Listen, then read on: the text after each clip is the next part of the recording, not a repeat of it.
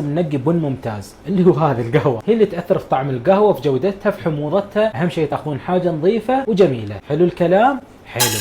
طبعا وقت التحميص طبعا نحاول نحمص الكمية كلها. مثلا انا اجهز كيلو بكيلو، فالكيلو ما راح احمصه مرة واحدة، باخذ هبشة هبشة هبشة هبشة لين ما اخلص. وشرط تحركون باستمرار. درجة التحميص اللي توصلون لها هي تعتمد على طعم القهوة. درجة التحميص المعتمدة عندي هذه وسط. وطبعا القهوة لازم تبردوها قبل لا تطحنوها. والشيء اللي نسيته ان انا لما اشتري القهوة لازم يحتاج لها تنظيف وتجفيف، يعني غسل على السريع وتجفيف لازم. بنزل الكيلو كامل، كيلو بضيف عليه 5 جرام مسمار وفوقهم 10 جرام هيل، وبس. قهوتي ما استخدم فيها اي اضافات ثانية. بسم الله.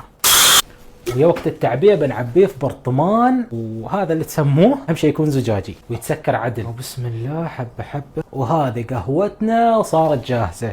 طبعا اللي بسويه انا نص لتر ماي، من يغلي الماي الكمية اللي بنزلها هذه هي. طبعا ملعقتين كذا. ها ان شاء الله تبارك الرحمن.